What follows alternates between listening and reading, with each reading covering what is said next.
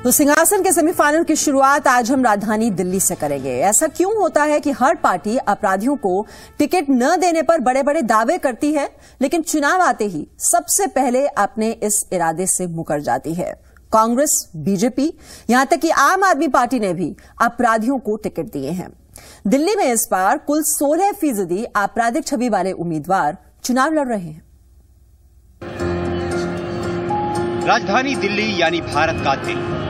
इस बार के विधानसभा चुनाव में यहाँ कौन बाजी मारेगा, किसकी होगी दिल्ली, ये तो फिलहाल कहना मुश्किल है। लेकिन एक बात तो साफ है कि दिल्ली के दंगल को जीतने के लिए कोई भी पार्टी क्रिमिनल रिकॉर्ड वाले प्रत्याशियों को मैदान में उतारने से भी गुरेज नहीं कर रही है। जाहिर है, जब बात सत्ता पाने की हो तो हर रास्ता जायज हो जाता है। एडीआर के सर्वे के मुताबिक साल 2013 में 796 प्रत्याशियों में से करीब 16% यानी 129 उम्मीदवारों के क्रिमिनल रिकॉर्ड पाए गए हैं। साल 2008 में 790 प्रत्याशियों में 14% यानी 111 उम्मीदवारों के खिलाफ आपराधिक केस दर्ज था। एडीआर के मुताबिक 2008 में जहां 14% प्रत्याशी आपराधिक छवि के थे, वहीं 2013 में ये बढ़कर 16% हो गए। 129 उम्मीदवारों में से 93 के खिलाफ गंभीर आपराधिक मामले दर्ज हैं। इन उम्मीदवारों के खिलाफ हत्या, डकैती और महिलाओं के खिलाफ अपराध जैसे मामले दर्ज हैं। कंपनी के 2 ही डायरेक्टर हैं, एक सुनीत मधुर है और दूसरे जो हैं वो एक प्रॉपर्टी डीलर हैं। यही कंपनी इनका सर्वे करती है, जो कि कांग्रेस के जनरल सेक्रेटरी हैं दिल्ली प्रदेश कांग्रेस कमेटी के। दलील लाख दें, लेकिन ये सच है कि हर पार्टी आपराधिक छवि वाले नेताओं को टिकट देती है। चुनाव से पहले इन्हें परहेज तो रहता है, लेकिन चुनाव आते ही इन नेताओं को टिकट देना इनकी मजबूरी हो जाती है। एडीआर के मुताबिक सबसे ज्यादा आपराधिक छवि वाले उम्मीदवार को टिकट बीजेपी ने दिया है। 70 में से 31 उम्मीदवारों पर मुकदमे दर्ज हैं, जबकि कांग्रेस की लिस्ट में 70 में से 15 प्रत्याशियों पर केस दर्ज है। हमारे यहाँ कोई भी आदमी इस तरह का हीनियस क्राइम वाला नहीं है। हाँ, ये जरूर है कि जो पॉलिटिकल केसेस होते हैं, दफा 144 तोड़ने के या इस तरह के कोई डेमोन्स्ट्रेशन के, एजिटेशन के, उसमें वो कई दफाएं ऐसी लगा देते हैं जो ऑब्जेक्शनेबल होती हैं, लेकिन वो केसेस बाद में खत्म हो जाते हैं। भ्रष्टाचार को मिटाने का दावा करने वाले अरविंद केजरीवाल का दामन भी पाक साफ नहीं है। उनकी पार्टी आप के 70 में से 5 प्रत्याशियों के खिलाफ केस दर्ज है। साल 2008 से तुलना करें तो बीजेपी ने इस बार 11% ज्यादा आपराधिक छवि वाले उम्मीदवारों को टिकट दिया है। बीजेपी के साल 2008 में 35%, जबकि साल 2013 में 46% उम्मीदवारों पर क्रिमिनल केस दर्ज है। कांग्रेस ने 2008 में 30% दागी छवि वाले उम्मीदवारों को टिकट दिया था, जबकि साल 2013 में ये गिनती घटकर 21% रह गई है। देश की राजधानी है तो क्या हुआ, दागी उम्मीदवारों की दिल्ली विधानसभा चुनाव के घमासान में भी कमी नहीं है। 1-2 नहीं बल्कि 100 से ज्यादा दागी उम्मीदवार मैदान में हैं, और महत्वपूर्ण बात तो ये, इन तमाम उम्मीदवारों को उन्हीं पॉलिटिकल पार्टियों ने उतारा है जो जनता के सामने साफ सुथरी राजनीति का दावा करते हैं। कैमरामैन अजय के साथ ब्रह्म प्रकाश दुबे, जी मीडिया, दिल्ली। आपकी आमदनी 5 साल में दोगुनी हुई हो या नहीं, लेकिन आपके नेताओं के पास जरूर बहुत पैसा है। ये हम नहीं, एडीआर की रिपोर्ट कह रही है। दिल्ली के दंगल में उतरे उम्मीदवारों में 33% करोड़पति हैं। सबसे ज्यादा पैसे वाले उम्मीदवार अकाली दल से हैं। इनके पास 235 करोड़ से ज्यादा की संपत्ति है। इस दौर में कांग्रेस, बीजेपी के साथ साथ राजनीति में नए आए आम आदमी पार्टी के उम्मीदवार भी शामिल हैं। दिल्ली के दंगल में उतरे राजनीतिक खिलाड़ियों में धन कुबेरों की पूरी फौज है। 1-2 नहीं बल्कि 265 करोड़पति अपनी किस्मत आजमा रहे हैं।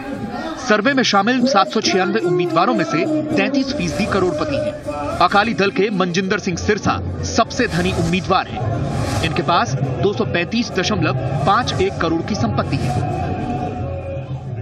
जब अकाली नेता मनजिंदर सिंह से उनकी संपत्ति के बारे में पूछा गया तो सुनिए उन्होंने क्या जवाब दिया। मैं ये मानता हूं कि आज हिंदुस्तान के अंदर उन लोगों की जरूरत है राजनीति में आने के लिए जिनको अपने पेट की चिंता नहीं है, जो इस तरह की समक्ष हैं, जो समाज के अंदर कुछ अपने पास से करने की हिम्मत रखते हों। क्योंकि जिनके अपने कारोबार हैं उनको बच्चों की चिंता नहीं है, वो समाज की चिंता करते हैं, लोगों की चिंता करते हैं, पिछड़े वर्ग की चिंता करते हैं। जो लोग समाज से बाहर हो चुके हैं उनको मुख्य धारा में लाने का काम करते हैं। धन कुबेर की लिस्ट में दूसरा नंबर आता है कांग्रेस के डॉक्टर सुशील गुप्ता का। इनके पास 164.44 करोड़ की संपत्ति है। कांग्रेस के ही दिल्ली कैंट के उम्मीदवार अशोक कुमार जैन के पास 143.69 करोड़ की संपत्ति है। मुझे तो बताया गया था मैं दिल्ली में जितने शिक्षित उम्मीदवार हैं उसमें दूसरे नंबर पे हूँ, रईसों का तो मुझे नहीं मालूम। कुछ विधायकों की संपत्ति में 17 गुना से ज्यादा तक का इजाफा हुआ है, जबकि 66 मौजूदा विधायकों की संपत्ति 2008 के मुकाबले 259% तक बढ़ी है। बीजेपी के बिजवासन सीट से प्रत्याशी सत्यपाल राणा की संपत्ति में 1652% का इजाफा हुआ है। इनकी संपत्ति 2008 में 6 करोड़ 38 लाख थी, लेकिन 5 साल में यह बढ़कर 111 करोड़ 89 लाख हो गई है। ओखला से कांग्रेस प्रत्याशी आसिफ मोहम्मद खान की संपत्ति 1634%, कोंडली से कांग्रेस उम्मीदवार अमरीश गौतम की संपत्ति 1372%, तुगलकाबाद से बीजेपी के उम्मीदवार रमेश विधूड़ी की संपत्ति 1012% तक बढ़ गई है। तो यदि आप देखें 2008 और 2013 के बीच में 259% का ग्रोथ हुआ है, जो क्वाइट एक एक्सपोनेंशियल या बड़ा हाई नंबर है। कंपेयर टू एक आम आदमी की बात करें या जनता की बात करें, वो डे टू डे अपने लाइफ की जो उसकी समस्याएं हैं, प्रॉब्लम है, ऐसा कौन सा आपका प्रोफेशन है, वोकेशन है जो इस तरीके की एक्सपोनेंशियल ग्रोथ आपको इतने कम टाइम में दे देता है। ये उम्मीदवार इस बार भी चुनावी अखाड़े में दो हाथ कर रहे हैं। 4 दिसंबर को दिल्ली की जनता इनकी सियासत के रुख को तय कर देगी। ब्रह्म प्रकाश दुबे, जी मीडिया, दिल्ली।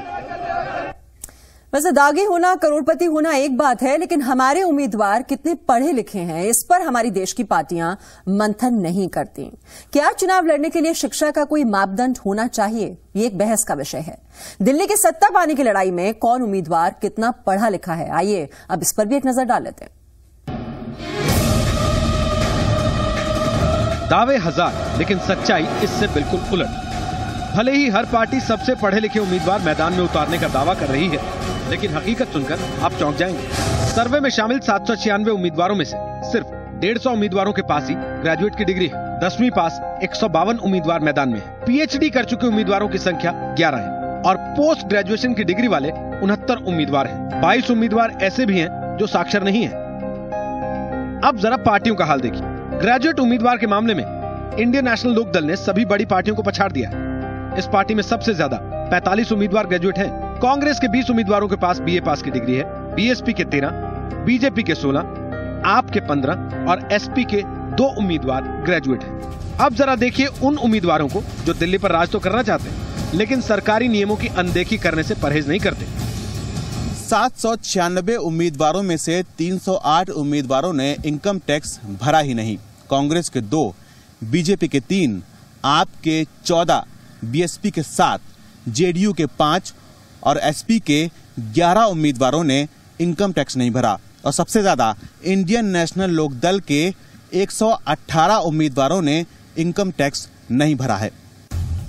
इसके अलावा विधानसभा चुनाव में उतरे कुल उम्मीदवारों में से 117 ने, यानी लगभग 15% ने अपना पैन नंबर बताना मुनासिब नहीं समझा। कांग्रेस के 1, बीजेपी के 1, आम आदमी पार्टी के 2, एसपी के 6, इंडियन नेशनल लोकदल के 46 और 47 निर्दलियों ने अपना पैन नंबर नहीं बताया। संसद में 50% महिला आरक्षण पर जोरदार बहस करने वाली पार्टियां महिलाओं को टिकट देने के मामले में काफी पीछे हैं। इस बार दिल्ली विधानसभा चुनाव में सिर्फ 9% महिलाओं को टिकट मिला है। 796 उम्मीदवारों में से 69 ही महिला उम्मीदवार। कांग्रेस और आप की 6 और बीजेपी की 5 महिला उम्मीदवार इस बार चुनाव लड़ रही हैं। सबसे ज्यादा इनेलो पार्टी ने महिला उम्मीदवारों को चुनाव में उतारा है। इस पार्टी से 14 उम्मीदवार चुनाव लड़ रही हैं। ब्रह्म प्रकाश दुबे, जी मीडिया, दिल्ली।